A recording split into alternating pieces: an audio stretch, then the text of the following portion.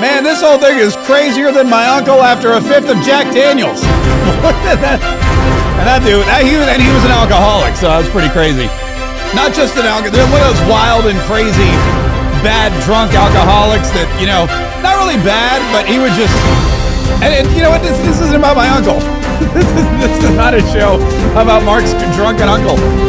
This is my drunkle, as they're known. What's up? This is Mark K. Saves the Republic. That's what this show's called. And don't forget to subscribe to Mark K. Saves the Republic by hitting this little subscribe button if you got one. And you haven't yet subscribed, if you want to hit the little ding-a-ling, you can do that too. And that way you get notifications when we go live, which happens all the time. Oh, fun. By the way, the notification thing, let me explain how this works quickly before we delve into the Epstein stuff. First of all, when you get the notification on your phone, the best thing you need to do, or the best thing you should do, is open it and watch the show.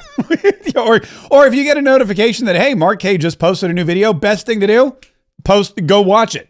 Because that's really what the notifications, that's really what they're for, and that's what they're really all about. And, I found something out. If you get a notification and you watch it, and the more people who get notified that the show is live, or the more people that get notified that a video has been posted and go and watch it immediately from that notification, the more that YouTube and Rumble and Facebook and all those other places, they like to pump it up in their algorithm. So definitely, even if you can't watch it at the time, just hit the notification. That way we'll get some credit. Anyway, look, this whole thing with the Epstein stuff, and we're going to go deep diving into Epstein today because it's really wacky to me. I consider myself an above average person when it comes to intellect and intelligence. And some people would say I'm a genius. And I don't want to go that far. I've been accused of being egomaniacal in the past. I've been, accused of having a large head. I think it's just an average size head. But, so I'm not going to call myself a genius, but it has been said of me that I am a genius. But I'm just going to say I feel like I'm above average because I think a lot. Like that's what I do. Most of my day, it's either talking or thinking, rarely at the same time. Probably I should do them more at the same time, right? Mark, why don't you think before you talk? Oh, that's a good idea. Usually I just set aside some time for thinking and I set aside some time for talking and they never actually intersect. But yeah, that'd be a swell idea. Thank you. I'm going to write, you see, in fact, I came up with that idea just now. So that could be considered genius. But I've been trying to piece this whole thing together, and I've been looking at all of the information, and I've been looking at everyone's behavior, and behavior is really what's important here. And in fact, JD Vance said something about President Donald Trump's ability to read people, which I think is very accurate. But we're going to delve into it. We're going to deep dive because I think that we're going to figure this one out today. I don't want the weekend to start until I figure out the exact, what's going on with the Epstein Files, why Donald Trump claims it's a hoax, why the Democrats are voting not to release the files, which, I mean, it's so, I may have to draw some diagrams. Let me see, is my overhead camera working? Let me check the overhead camera and see if that's working. Oh, look at that. The overhead camera is working. So we may have to actually sketch this thing out because it's getting really extreme. Also, I should like to remind you, and in fact, not only should I like to remind you, but I will actually remind you that today is Cha-Ching Chat Friday. And what that means is if you send a super chat, or if you send a Rumble rant, or if you show up at my house with a bag full of cash, what I'll do is I'll read your Rumble rant or your super chat on the air or during the show. And also you'll fire off the cha-chinger, which sounds and looks just like that. So if you've never fired off, it's really a lot of fun. It's all you have to do is, and it's got, by the way, $5 minimum here because we are running a business. We're not just giving away all this great promotion. $5 minimum. That's going to go up in the new year. Also, prices are rising. There's this whole affordability crisis. So the prices are going to go up in the new year. So if you haven't gotten a Cha-Ching Chat in yet, if you're like, man, I got to get my Cha-Ching Chat dollars worth, then now's the time because it's a $5 minimum. What we'll do is, first of all, when you make a super chat or Rumble rant, you'll set off the Cha-Chinger.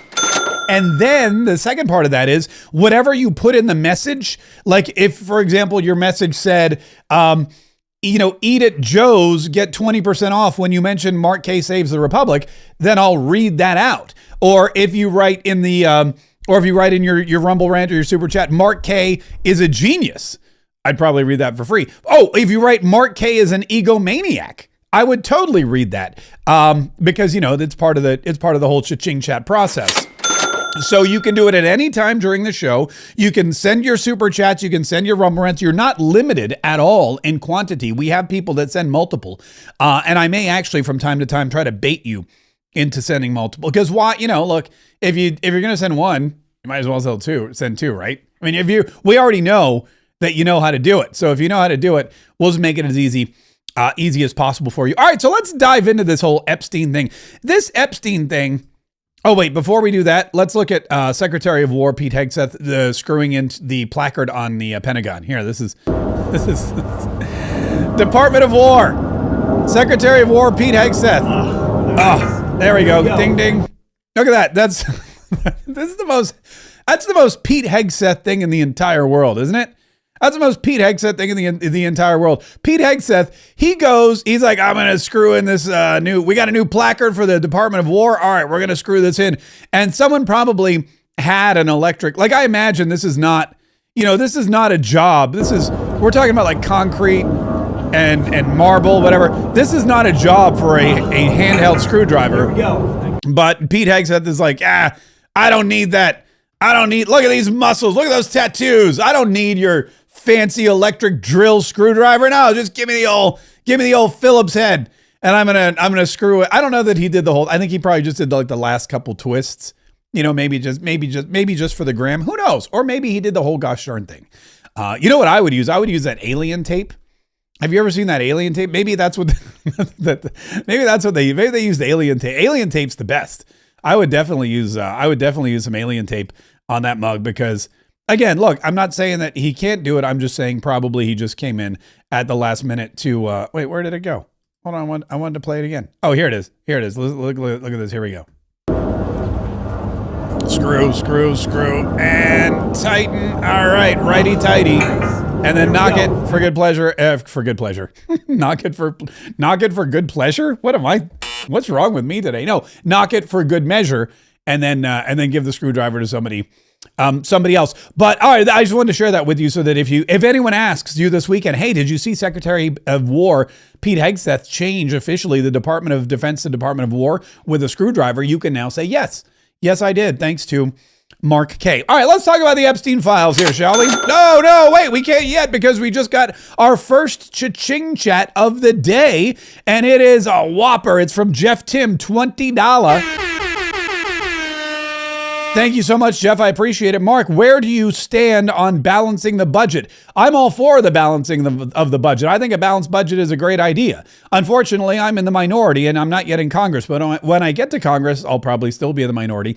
Balancing the budget just is something that you should do. We do it here in Florida, and we have a pretty big economy. I don't know why they can't do it nationally. I mean, I know why they can't. I know why they don't. But balanced budget amendment, balancing the budget is, I don't know if we need an amendment for it, but it should definitely be a thing.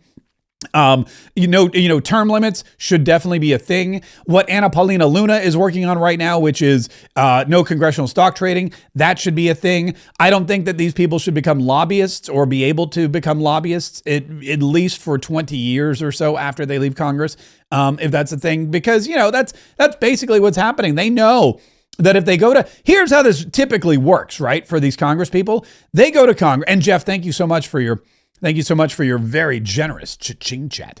They go to Congress and they serve for 8 years. And the whole time these lobbyists come to them and say, hey, vote this way on these particular bills, vote this way in support of our economic growth, vote this way to help us out. And then when you're done, we'll just give you a job. And the job will be basically doing nothing. But, we can't pay you. Like, it's illegal to pay a congressman to vote a certain way, right? It's illegal. You can't just go and say, here's $1 million, vote yes or no. That's not the way it's supposed to work. But what you can do is you can say, vote yes today. And then when you retire, either by your own volition or because you get kicked out by your constituents, when you retire, then what we're going to do is we're going to give you a job. And we'll start you at $500,000 a year. And we'll let you use the private jet, and we'll give you your own office and an expense account. And all you have to do is keep voting this way. So then they get out of Congress, and what happens? They go right to work. But it's not one of those jobs where they actually have to do anything. They've already done the work. It's future pay for past performance is what it is. And that's a big problem because a lot of Congress people, they'll go in there and they'll vote this way or they'll vote that way. And they'll say, I'm not getting any money. I don't have any stock in this company. I'm not doing anything that's not on the up and up. I'm just voting the way my constituents want me to. And then boom, all of a sudden they're out of office or they retire or they announce their retirement or they say, we're going into the private sector. And what happens? They're bazillionaires. And that happens a lot more. So that's something else we were looking at. But I kind of got off on a tangent, but those are my platforms. Those are my stances. I think that if you go to Congress, you should go to Congress to serve, not to serve yourself is what oh my God, we got another cha-ching chat coming off of the Rumble. This is from Chris Banis. And Chris Banis dropped a $10 Rumble rant and said, hi, Mark, keep up the great work. K for Congress. Check out etsy.com/shop/Christie's Creation Works. Christie's Creation Works. Chris Banna, that's fantastic. I'll tell you what, if you drop another $10 cha-ching chat and I'll pull your Etsy store up on the computer so everyone can see it. That's my deal. Now look, now I'm wheeling and dealing. Now I'm bargaining. For $20, I'll give you for $10 you get a shout out. For $20 you get a screen share. That's going to be the new thing. That's going to be very exciting. All right, so now listen, the Epstein Files. Here's my thought process on the Epstein Files. Oh, for the love of oh, hang on. All right, well, it's a very popular thing. Everybody loves the cha-chinger. Everybody wants to set it off. Like Ernest Hatfield. Ernest, thank you so much for the $10 super chat. As we express our gratitude, we must never forget that the highest appreciation is not to utter words, but to live by them. John F. Kennedy. Ernest Hatfield. Amen, brother. Very good. You got a lot of Kennedy quotes, I know. There's a lot of Kennedy quotes. You must be a big Kennedy fan, which I won't hold that against you because Kennedy would have been a Republican if he were alive today. All right, now let's get to Epstein. Okay, good. Now I was just waiting to see if we were going to get interrupted again. Jeffrey Epstein, the Epstein Files, or the Epstein hoax, as President Donald Trump has said, it's taken on a life of its own, and there's so many different moving parts, and there's so many different things going on with this whole thing. It's really the talk of. Really, I mean, ever since the shutdown ended, this has now taken over as number one. And that's exactly what the Democrats wanted. See, the Democrats wanted a distraction from how horrible they are. And they got it. They took these Epstein files or these Epstein emails, which, by the way, even CNN is are not even at all negative toward the president. That mentioned the president. And we do want to be clear, the president, Trump, did not receive or send any of the messages, which largely predated his time as president. He's not been accused of any criminal wrongdoing in connection with Epstein or Maxwell. The White House. Yeah. And by the way, that's definitely a CYA. CNN. They're not stupid. They see how much money Donald Trump has extracted from media outlets like CBS, like what's the other one? The one ABC with George Snuffleupagus. They see that he's going after the BBC, so they're not going to take their chances. They're not going to spend it. They don't have any money, number one, but they're not going to spend any money or take any chances on trying to on getting sued by President Donald Trump. So they're going to cover their butts and say, clear, just FYI, Donald Trump, nothing bad going on with Donald Trump. Donald Trump has not done or said anything horrible. Donald Trump is not guilty of anything. These emails just mentioned President Donald Trump, and there's more and more of them coming up. But you know who else they mentioned? They also mentioned Bill Clinton.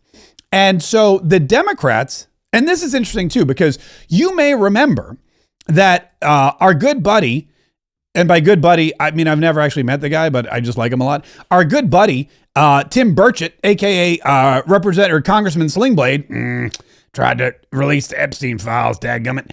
He tried to release the Epstein Files. He had an up and down vote, and the Democrats blocked him. He released another little social media update yesterday about that.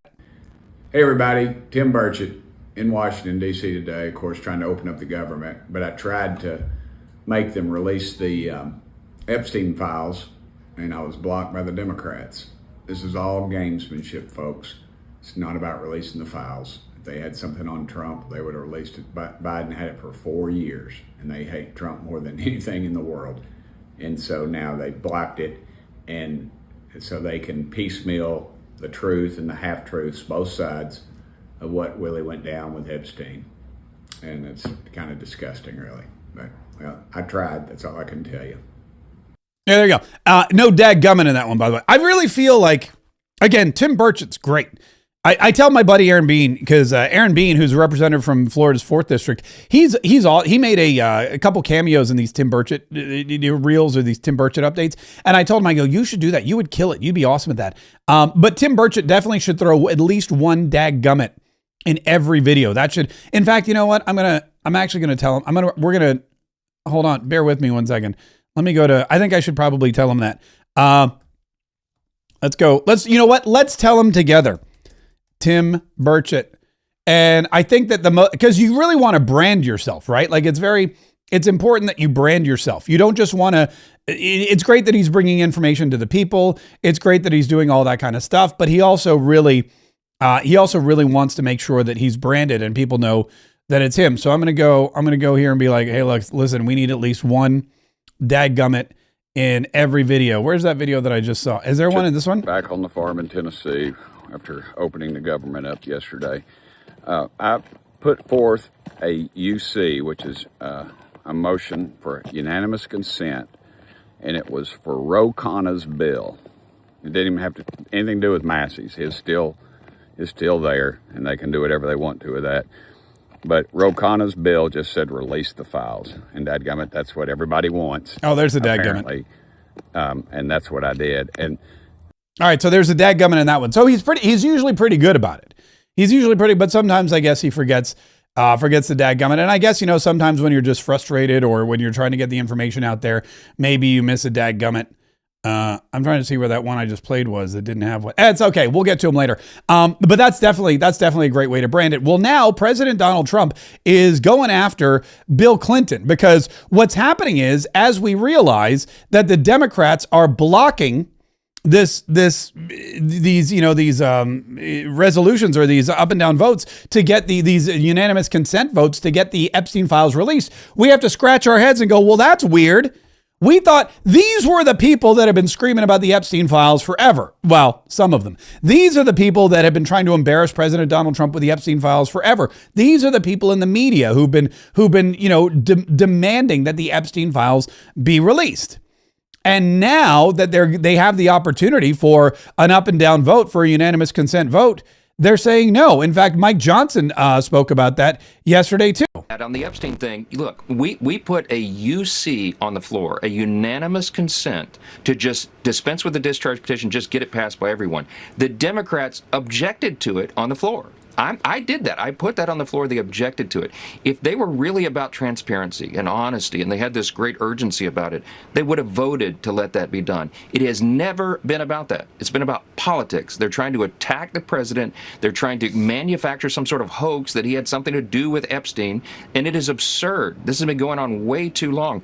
Look, if they cared so much about the victims of Epstein, why didn't any of these Democrats who are howling and screaming and all the media types, why didn't they go for the files during the 4 years of the Biden administration? The Biden DOJ had every single one of these documents, and they never did a darn thing about it. You never heard any of these people say a word about it. They don't care about that. They care about going after Donald Trump because they have Trump derangement syndrome. It's very real, and it sort of encompasses all of Washington. And he's not wrong either. Listen, there's so many different spokes and prongs coming off of this because you have the Democrats who want to release the Epstein Files because they think that it's damaging to Donald Trump. You also have the Democrats who don't want to release the Epstein Files because they think that it's damaging to them and their heroes. Keep in mind, who don't you hear talking about the Epstein Files from the left? Who's very silent on the Epstein Files? The Clintons. They never mention anything about the Epstein Files, probably because, well, it's in their best interest for those things to be shut up tight. The Obamas, Joe Biden, you never hear anything from them. You never hear anything about the Epstein Files from Nancy Pelosi. You never hear anything in the Epstein Files from the old guard. Dick Durbin never mentions them. Mitch McConnell, none of those people. Anyone who's over the age of 70 in the Senate and the House, they're mum on the Epstein Files, and there's probably really good reason for that. Then on the right, you have people who are determined to get justice for the victims. Marjorie Taylor Greene, she's one of Nancy Mace. And Lauren Boebert. They're all saying, "Look, we were victims. We fight for the victims. We're here for the victims." Why is this so important to you? It's for the victims. These women have been waiting, some of them for decades. I talked to several victims that were raped by Jeffrey Epstein back in the 90s. And so this is information that has needed to come out for a very long time. And the American people have demanded it. And so the American people deserve to see transparency from their government. Rich, powerful people should not be protected. That is completely wrong. And it's a message to victims everywhere, victims of rape, human trafficking, and children who are trapped in terrible situations, that the government will not protect the predators, that we will work hard to protect the victims. Yeah, so that's one, and that's legitimate. I believe there's a lot of people, and there are still legal battles that need to be fought against Ghislaine Maxwell and Jeffrey Epstein. But then you have Ghislaine Maxwell, who herself has already said Donald Trump had absolutely nothing to do with it. We have victims who have said, I've never saw Donald Trump. Donald Trump had absolutely nothing to do with it. We have, testimony from people at Mar-a-Lago. It's really wild how many different sides and factions there are from this one particular case. And the interesting thing is that no matter how hard anybody tries, the files still don't get released. Republicans have kept them from getting released. Democrats have kept them from getting released. It doesn't seem to be definitely doesn't seem to be a partisan issue anymore. It definitely seems to be some kind of issue of self-preservation or protecting people who you are loyal to. And Donald Trump is very loyal to a lot of people, and he expects a lot of people to be loyal to him as well. Bill Clinton, by the way, is one of the names that we know is all over the place when it comes to Epstein. And Donald Trump is now moving his chess piece. He's moving his bishop, if you will, or he's putting his knight in attack position. And he wrote, now that the Democrats are using the Epstein hoax involving Democrats, not Republicans, to try and deflect from their disastrous shutdown and all of their other failures, I will be asking AG Pam Bondi and the Department of Justice, together with our great patriots at the FBI, to investigate Jeffrey Epstein's involvement and relationship with Bill Clinton, Larry Summers, Reid Hoffman, JP Morgan, Chase, and many other people and institutions to determine what was going on with them and him. This is another Russia scam, with all arrows pointing to the Democrats. Records show that these men and many others spent large portions of their life with Epstein and on his island. Stay tuned. So Donald Trump is like, look, if you guys want, we can go whole hog into the Jeffrey Epstein case, but it's not just going to be me. We're not just going to be selectively publishing emails that may or may not mention my name and have absolutely no bearing on anything. We're not going to selectively mention cryptic messages that Jeffrey Epstein wrote to his lawyer or to some partisan journalist that mention Trump or that speculate how to control Trump or how you could get political capital with Trump, when there's nothing really to speculate about when it comes to President Donald Trump, Jeffrey Epstein, the island, Ghislaine Maxwell, and everything else that's going on. But Bill Clinton, Larry Summers, Reid Hoffman, man, those are the ones that want this thing to go away as quickly as possible. Those are the ones who don't want any further action. But Donald Trump's like, you want to play? Let's play. You want to throw down? I got the Department of Justice after me. The Department of Justice is now going to open an investigation into into Jeffrey Epstein's involvement with Reid Hoffman, Bill Clinton, Larry Summers, and a bunch of financial organizations that are probably run by a bunch of Democrats as well. Let's see how you guys like it. Now, there's two sides to this coin. And again, I'm no lawyer, but I was waitlisted from one of the finest law schools in the country. And I believe that if there is a Department of Justice investigation, and if they subpoena certain documents, they cannot be released to the public. So maybe that's one way. Maybe that's one way to keep some things under wraps. But man, I got to tell you, the way this thing has just been unfolding, the way it's been going, it's really, really crazy and wild and kind of bizarre to watch. But I'm curious to see what happens. We know this vote is going to happen next week. We know that Lauren Boebert is going to, she didn't remove her name from the discharge petition. We imagine she's going to vote to open up the documents. We know Marjorie Taylor Greene and Nancy Mace have also not removed their names from the discharge petition. We know that there's probably a bunch of other Republicans, Thomas Massey, for example, who will vote to release the documents. We know there's probably a bunch of Democrats who won't. How do we know that? Well, because they were already given the choice. And they blocked it. And that's the thing. This is the thing about the unanimous consent. This is very important. What Tim Burchett did, and I don't know if he explained this in one of his videos, but basically with the unanimous consent, it's basically everybody saying, we're just going to say it's unanimous. Everybody agrees on this. We're all going to do it. It's typically used for something where there would be no disagreement, right? It's typically used for something where there's no political gain one way or the other. But it's also something where everybody votes one way. So basically, everybody agrees in the Congress to just unanimously consent to this. And if you have a unanimous consent agreement, nobody votes no. So politically, it's not damaging to anybody. You can't then go back to your district and have, your constituents or whatever say, you voted against the majority. The majority voted. It's just everybody, right? So there's no majority. There's nothing else. There's nothing that goes against it. It's all for one for all. And they said no. So if the Democrats said no in the unanimous consent, you can imagine there would be Democrats who are going to vote no on this issue next week when it comes up. And those Democrats, Nancy Pelosi still gets a vote. How's she going to use it? She's retiring next year, but how's she going to use it? That's the question. That's one of the big questions that needs answering. There's other representatives in the Democrat Party who have been around a very long time and who have probably partied on Epstein's Island. How are they going to vote?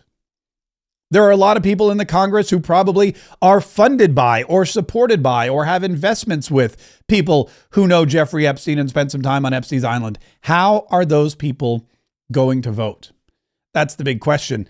And, I guess only time will tell so that we can see. Oh, look at that. Only time will tell to see how those people vote. We got another cha-ching chat from SMF 007. SMF 070 sent a $20 super chat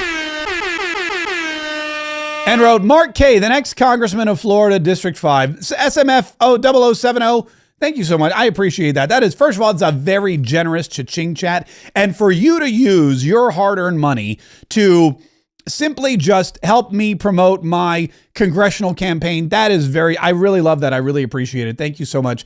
That is truly my honor.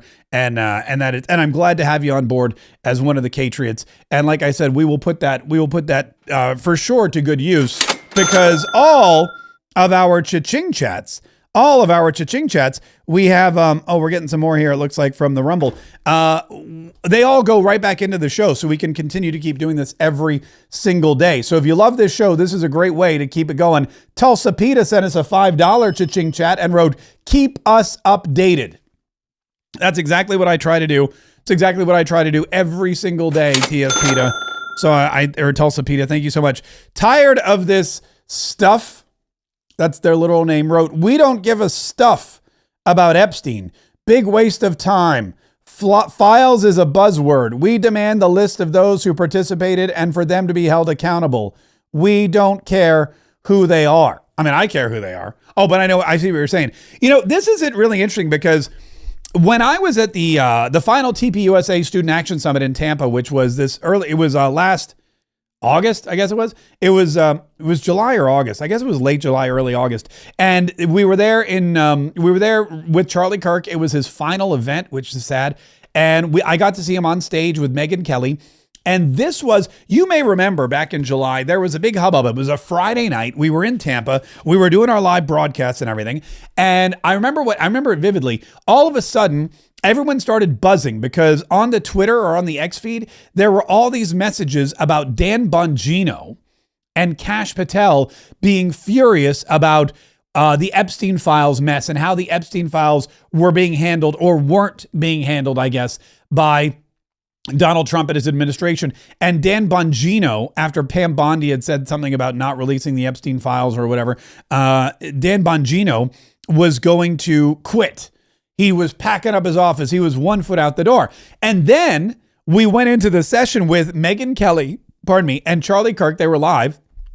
And they were on stage, and they started just ripping into Megyn. They started ripping into to Pam Bondi, and they were talking about how Pam Bondi needs to go, and they were brainstorming who could take her job. And Charlie Kirk actually did a poll. He actually said, for everyone here, and there were thousands of people there, he goes, for everyone here, how important is it for the Epstein Files to be released? How important is it that President Donald Trump said he would release the Epstein Files and he hasn't yet? Who thinks it's a big issue? And the place went wild. Everybody, all the young voters, all the young TPUSA kids, all the kids who were there watching and enjoying the session, they all were just in total agreement that yes, Epstein is important. Yes, seeing the files is important. Yes, that promise being kept is important. And so they started to rail on Pam Bondi, and they talked about, fun fact, they talked about Matt Gaetz potentially moving into the Attorney General role. And Matt Gaetz was scheduled to speak at TPUSA and canceled at the last minute.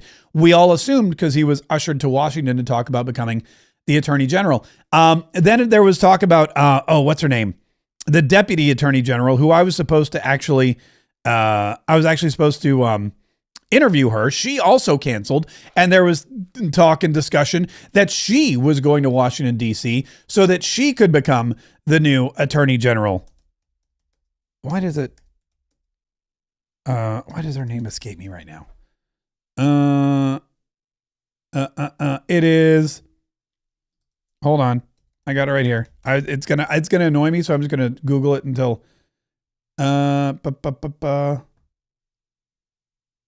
why can't I find it?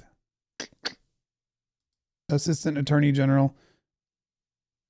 It's escaping. Someone's going to tell me. Someone's going to tell me here in just a minute because I totally, for the life of me, I can't remember it. But anyway, and so that was a big thing. And we were all chit-chatting about it. And everyone was brainstorming it. We were all trying to figure it out. And at the end of the day, Donald Trump came, like the next day, Saturday or Sunday, President Donald Trump came out with a Truth Social post throwing his full weight and support behind Pam Bondi. And we were all, I'm going to be honest with you, a little shocked, as were, I imagine, Charlie Kirk and Megyn Kelly, who'd spent a very, very, very, very, very long time ripping Pam Bondi to shreds on stage the night before. But that's kind of where this whole thing started. And later on, we found out that Dan Bongino wasn't going on. Harmy Dillon, that's it. Thank you so much. I knew, Harmy Dillon. And she was supposed to come on the show, and I got an email from her rep saying, I'm sorry, she has to cancel at the last minute. She's no longer going to be at TPUSA. And we all assumed she was going to Washington, D.C. to interview for the Attorney General position. But like I said, nothing ever came of that. Now, as a result of all of this, we have now this distraction once again that is, I guess, now that the government's open back up and now that everyone's getting back into position, we're back into this chess match. We're back into this back and forth. Who can confound and who can confuse who? And the Epstein Files are going to be a part of it. It looks like at least for another few days, at least through the weekend, and maybe even longer. Sharon Osbourne, who is the widow of Ozzy Osbourne, I guess she was on a podcast or something, and this just popped up today as well, because she was asked about Donald Trump. I think they worked on The Apprentice. She was on Celebrity Apprentice or whatever, but she was going on about how amazing he was. I worked with for a month. I spent 1 month with him and his wife, who was always gracious, elegant, just a delight to talk to, his wife. Yeah. And he was always, how are the children? How's Kelly? I'm so proud of Kelly and Jack for what they've done, and their manners are great. And he was just a great guy to talk to. And he has always treated me with respect. Listen, I'm not American. I can't vote. I don't want to vote. I don't vote for anyone. Mm-hmm. I vote for no one. Never have, never will. Yeah. The 73-year-old then began to tear up before thanking the president and the first lady for their message. But the thing is, all I know is he's treated me with respect, your father with respect. He wanted nothing from us. Nothing. Yeah. Melania the same. Nothing. and they have been great. And for him to take his time to do that for us, and because, do you know what? He doesn't live in a bubble. He knows what's going on in the streets. He knows what is going on. And I can't say that for our prime minister. Again, for President Trump and Melania, thank you. Yeah. Apparently they called, like I said, they called and they left a message for her when Ozzy passed away, which is something that, Donald Trump does. If he knows you, if he remembers you, if he worked with you, if you were part of his life, if you were part of his success and you haven't stabbed him in the back, then he's going to reach out and he's going to do that kind of thing for you in your time of need. And she said, look, Ozzy Osbourne passed away and Donald Trump took the time to call and leave a voicemail. What kind of guy does that? A good guy, not a bad. That's the thing. People try to paint him as a bad guy, but there's so much proof to the contrary. And there's zero proof. I mean, it's really amazing when you think about it. There's nobody who can prove Donald Trump has done a bad thing ever in his entire life. There are tons of people who can step up and say the opposite. There's tons of people who can step up and say Donald Trump is amazing and Donald Trump has treated me fairly and Donald Trump has done incredible things for me and my family and my life and my business, and I appreciate everything that he did. There's story after story after story. Scott Adams, who's dying of cancer.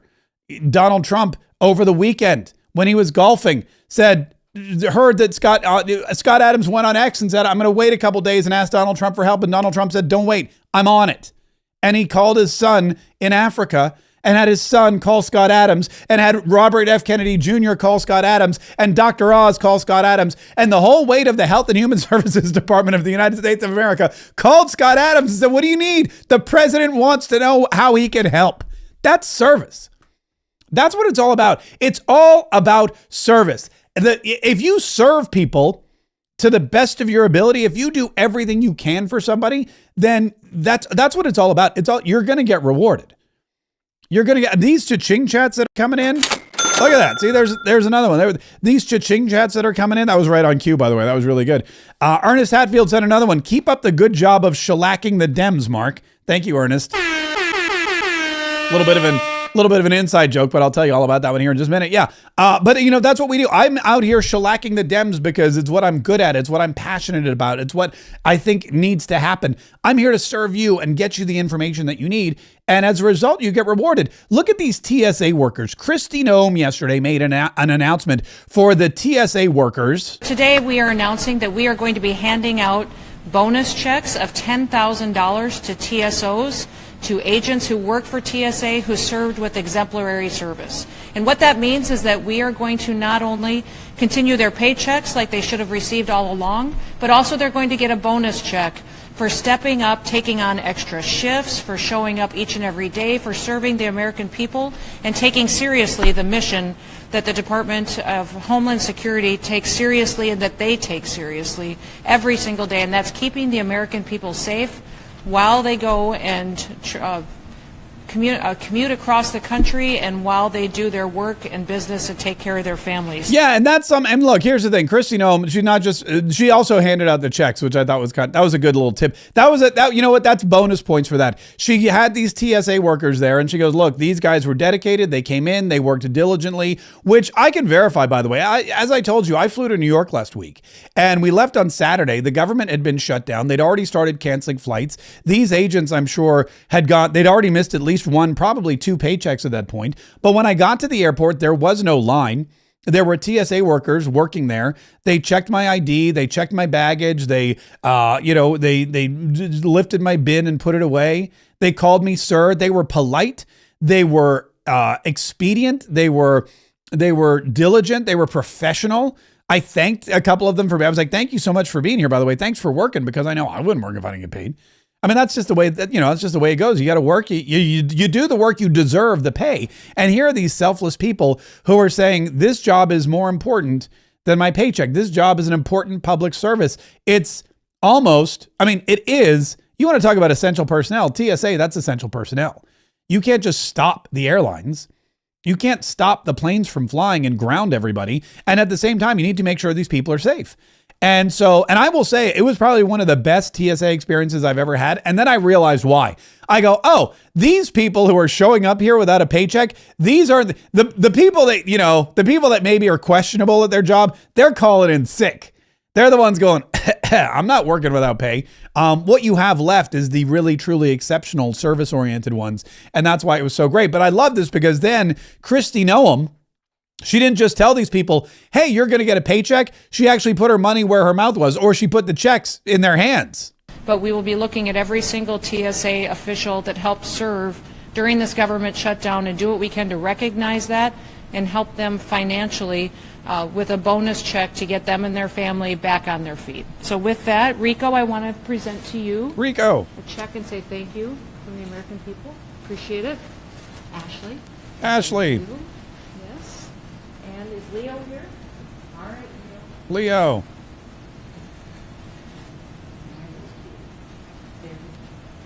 And then it's just a lot of checks and handshakes, and that's exactly what they're doing. The check isn't in the mail; it's right here in your hand. $10,000. Thank you so much for your service, and that is something that I think is really that's truly exceptional, and that's exactly what we're talking about. I reward the people who go above and beyond and who put country first. There's a lot of people in the military who put themselves above their country. The minute you sign up for the military, you're putting yourself above your country. But these TSA agents who worked to keep Americans safe without pay did the same thing. And I'm glad to see that they are getting rewarded for that. And I'm glad to see that they're getting some cash in their hands as well. Speaking of cash in hand, look at this, man. We got a lot of Rumble rants coming in today for Cha-Ching Chat Friday. And it looks like we've got Eileen 8201. Eileen 8201 wrote winning with a $20 Cha-Ching Chat. Thank you so much, Eileen. That is very appreciated. Winning. I'm glad. I hope that's true. Mrs. Shanbuilder wrote with a $20 Cha-Ching Chat. Oh, hold on. There we go. This could be one of my favorites of all time. Listen up, people. Mark K is an absolute genius. Everything that man... Why is it not? Come on, focus. Every time this man opens his mouth, it's like a smackdown of common sense, comedy, and truth, all in one perfectly wrapped package. Hold on. I'm going to screenshot that. Okay, there we go. I'm saving that one. That's a great one. That's a key. That's one that I can put.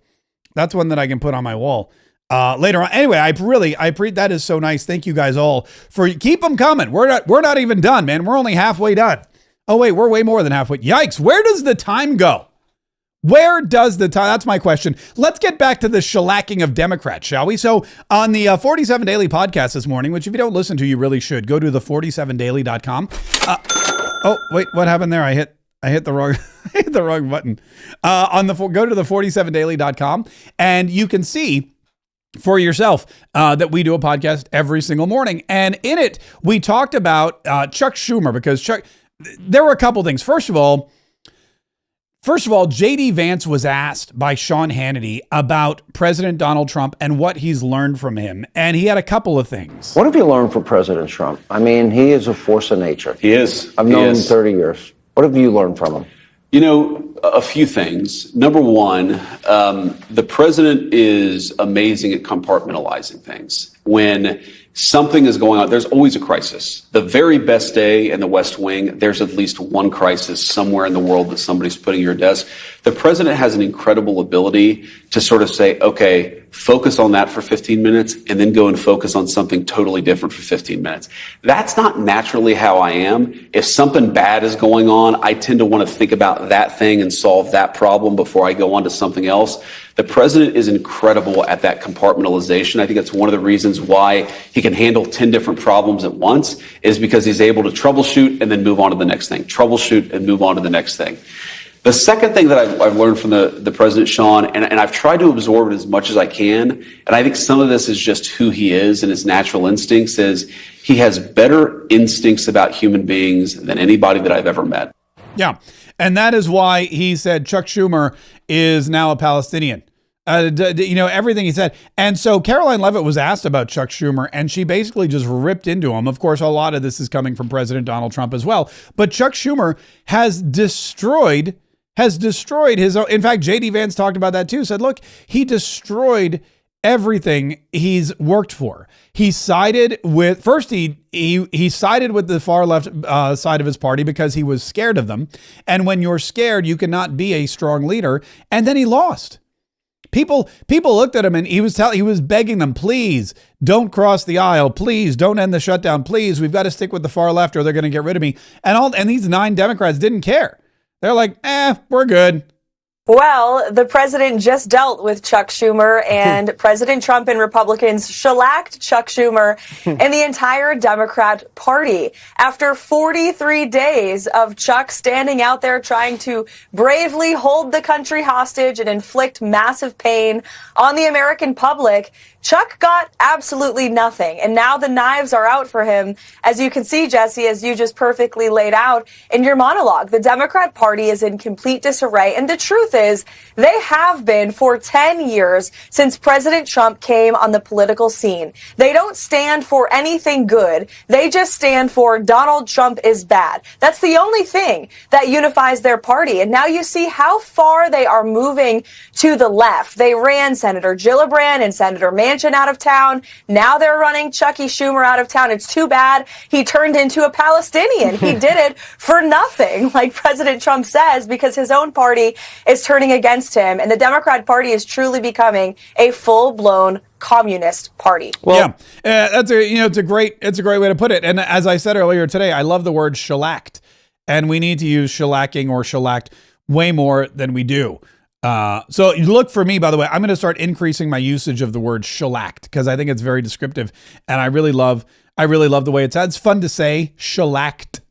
Not just pummeled, not just beat, but got shellacked. In fact, later today, I might do a video or like a YouTube short or something, and I may, or in an upcoming podcast episode title, maybe on Monday, I'll use the term shellacked in a podcast episode because I think shellacked is, again, just an incredibly awesome term.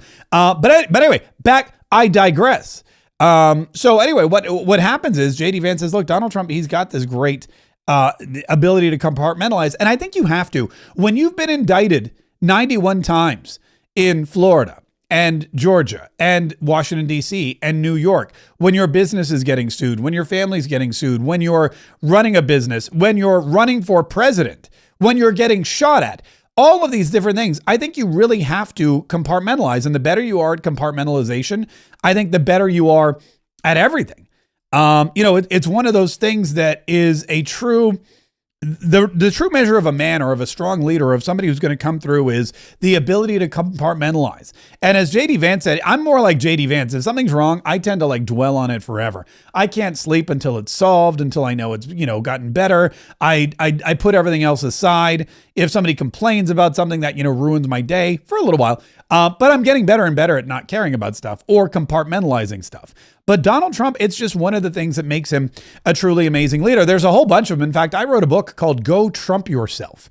And in my book, Go Trump Yourself, 10 Ways to Live Like Trump in Any Economy, you can read about all the things we've learned following President Donald Trump for years, following him through the campaign, following his family, talking with him and his family, talking with everybody. When we went to the Trump rallies during the campaign, so many valuable lessons from so many different people, from the media to the folks selling t-shirts. You learn a lot about a man and how he's successful, not just in politics, but in business and in raising a family and everything else. And you can read all about it in GoTrumpYourself.com. 10 ways to live like Trump in any economy. Go to GoTrumpYourself.com, GoTrumpYourself.com. And you can pick up a copy of that book. Also, there's a link in the description of this video or in the show notes. You can go there and you can read some of the reviews. You can get your copy. It's delivered instantly too, by the way, which people really tend to like because we're also gosh darn impatient. But no matter what happens, there's still going to be attacks on people who. And again, it's not just, I used to think it was Republicans, but it's not just Republicans. It's also Democrats. John Fetterman, who, oh, by the way, did you hear about his fall? Right at the end of the show yesterday, this story broke. John Fetterman, let me open this up a little bit. John Fetterman hospitalized after fall near his home. Senator John Fetterman's office said the Pennsylvania Democrat is under routine observation in a Pittsburgh hospital after he fell during an early morning walk Thursday near his home in Braddock, Pennsylvania. It was established that he had a ventricular fibrillation flare-up that led to Senator Fetterman feeling lightheaded, falling to the ground, and hitting his face with minor injuries. If you thought my face looked bad before, wait until you see it now, Fetterman said, according to the statement. Fetterman opted to stay in the hospital so doctors can fine-tune his medication regimen. The statement said ventricular fibrillation is an abnormal heart rhythm, according to the American Heart Association. It can be extremely dangerous and lead to sudden cardiac death. Without treatment, it can be fatal within minutes.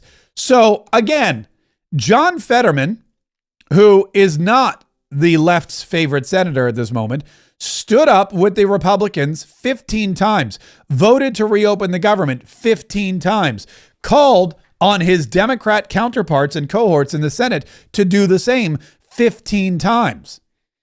And at the end of the day, when the government reopened, he suddenly fell and had to be hospitalized. This is the guy that Katie Couric tried to get to say bad things about Charlie Kirk. This is the guy who went on The View and refused to say anything bad about President Donald Trump and the shutdown, and literally told Sonny Hostin he's not going to listen to MTG. He's not going to listen to Marjorie Taylor Greene. He's going to listen to the constituents in Pennsylvania. And having these extreme reactions, the kind of extreme stances that Governor Gavin Newsom and Bernie Sanders have back in their blue districts and their blue states, that's all well and good for them. If you represent the people in Vermont, you better be an extreme Democrat, or else you're going to lose your job. If you live in California and you're the governor, you better be an extreme Democrat or you're going to lose your job. Same with Minneapolis, Minnesota. Same with Portland, Oregon. Same with, any number of blue states out there. Illinois, Chicago. You have to be one of these extreme people or you're going to lose your job. Just look at New York City. In order to win in New York City, you've got to be a socialist, a Muslim, extreme Democrat, left-wing socialist, communist sympathizer.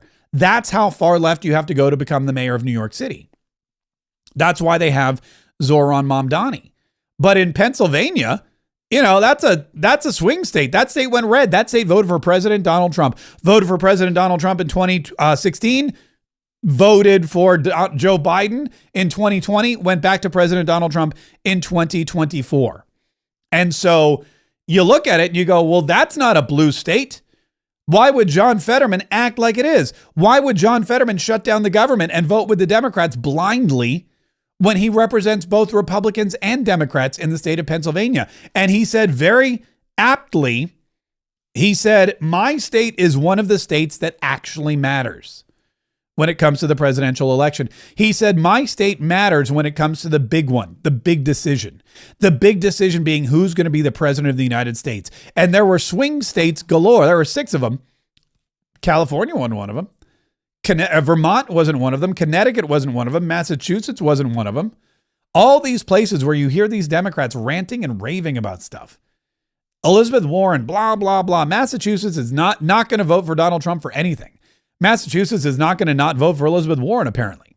They love her and they're going to keep her in power as long as she wants to be in power. That seems to be the word on the street. Elizabeth Warren is going nowhere unless she starts, voting to open up the government. These people were doing what they needed to do to keep their jobs just as much as John Fetterman was doing.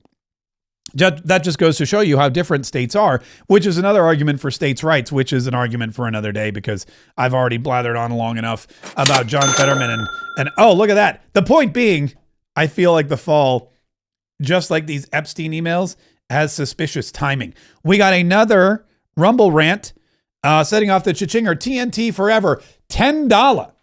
Make you holla.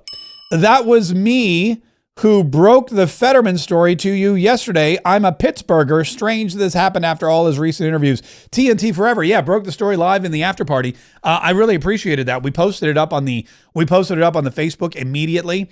Thank you for being a Pittsburgher. Thank you for being a Patriot in good standing. And thank you so much for sharing that information. But yeah, I feel like it's strange too.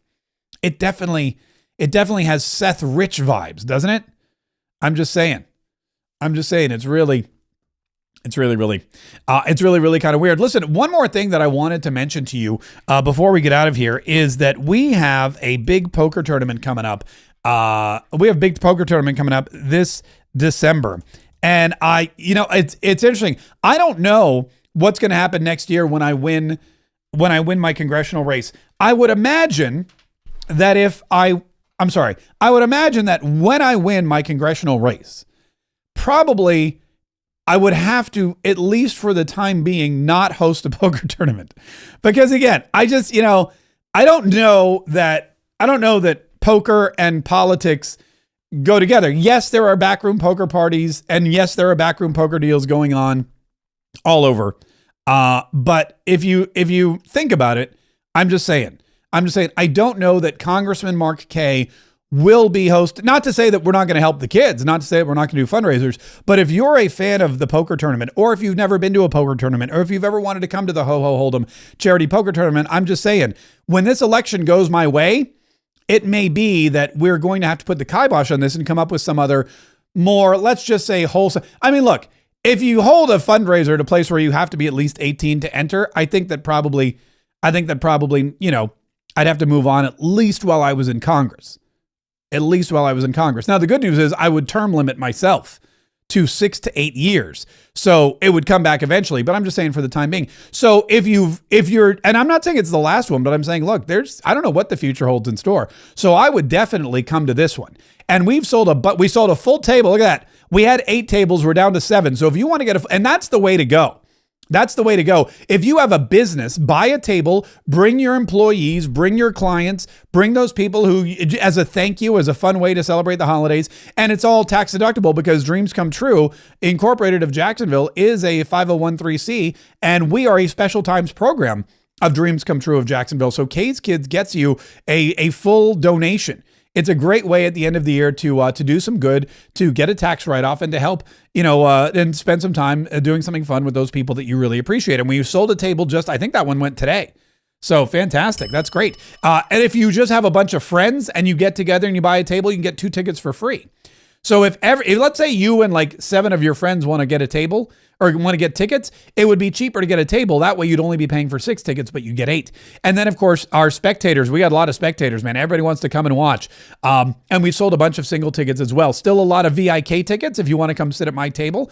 I'm a little offended. We haven't sold any of those yet, but that comes with a VIK swag bag, the live streaming table. I know for a fact that Hannah, my former producer, and she's a current podcast host of We Saved You a Slice, she'll be there as well. I think her mom's going to be there too. So definitely go to www.kayskids.com and get your ticket today. Get in for this year, and don't wait. Cause like I said, once these things start, once we get closer and closer, they all start to go. So eventually you're going to be like, I want a table, and boom, the tables are going to be gone. You're going to be like, I want a VIK ticket. What? There were 5 the other day. Now there's none. Yeah, that's how these things happen. That's exactly what happens in these situations. Don't wait. It's all charitable. It's all so much fun. There's a $1,000 cash prize too. So if you win, it actually costs you absolutely nothing. Kayskids.com, www.kayskids.com. The Ho Ho Hold'em charity poker tournament is Thursday, December the 4th, 2025. There's more information on my Facebook page as well, if you want to go check that out. Hopefully we'll see you there. In the meantime, thank you so much for all of your generous cha-ching chats today. Oh, wait, we got one more. Oh, we got one more that I didn't mention yet. Christiane Haggerty. Christiane Haggerty, thank you so much. Dropping a $10 cha-ching chat and dropping just a thanks mark. Oh, you are so welcome. That is very sweet of you. You're welcome for whatever it is I did. Thank you so much. I appreciate that. And I appreciate everybody's support. Not just today, but all week, all month, all year. As we get into the holidays, I'm going to get all gooey. I'm going to get all ooey gooey and thankful and gushy later on. So look, we have plenty of time. We have plenty of time for that. In the meantime, like I said, don't forget to subscribe to this channel. Don't forget to set the notifications so that you're always notified when we go live or when we post new content. If you're listening to the podcast, make sure that you tell your podcast provider, oh, I want it. I like it. I love it. I want some more of it. Send me Mark Kaye Saves the Republic all the freaking time.